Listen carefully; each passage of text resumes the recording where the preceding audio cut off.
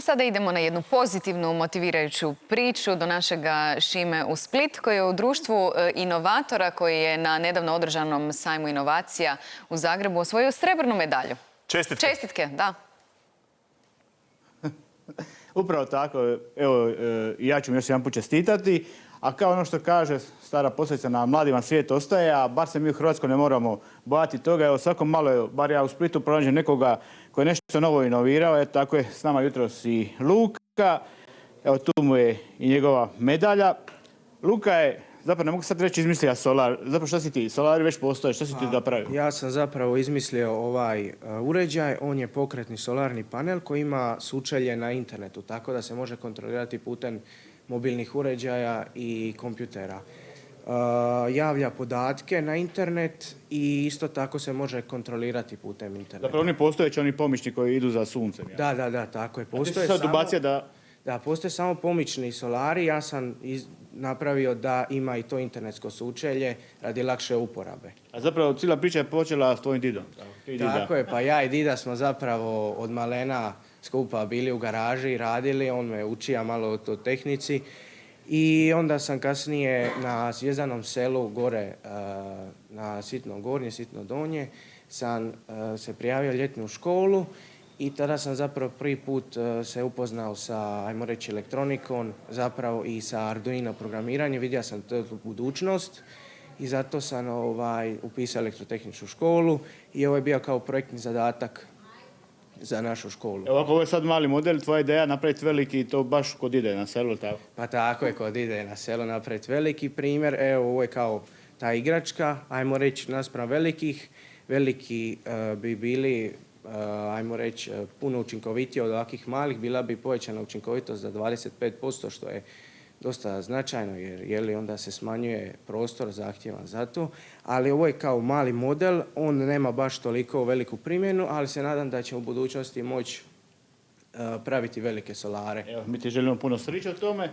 A mi smo u školi koja zapravo nije samo ovdje Luka, vi ste i Mrvoša sa onim poznatim... Jesam, ova škola je rasadnik dobrih ideja, škola koja ima viziju, koja ima misiju, znači institucija praktički na ovim prostorima, dobro vođena.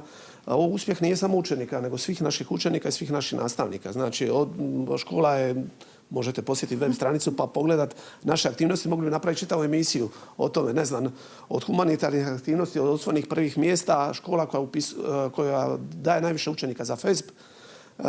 Bilo bi dobro napraviti malo dužu emisiju. Ovako, kad dobijete, kao mentor, dobijete nagradu i vi. Pa, to je nagrada učenika. Mi smo tu da pomognemo. Znači, srednja škola je usluga učenikama. Da naučimo učenike najbolje što možemo i usmjerimo ih u smjeru tehnike. Mi se trudimo biti što bolji i imamo dobre rezultate. Evo, što smo spomenuli, poznate klupe.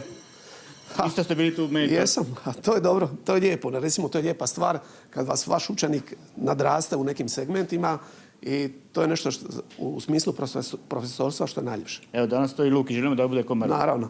Treba napomenuti da učenik nema još 17 godina, da je učenik 3. razreda i da takvih učenika u našoj školi ima puno. A evo, sad idemo još i do gospodina Dijatursa. Evo, moram vas prvo pitati, evo, puno ima inovacija u Hrvatskoj. Evo, ja sam radio i par ovdje u Splitu.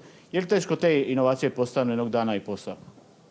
Pa nije teško ako inovacija u sebi ima sadržaj, kvalitetu, da bi se jednoga dana mogla pretvoriti u proizvodnom procesu, u gotovi proizvod i plasira na tržište.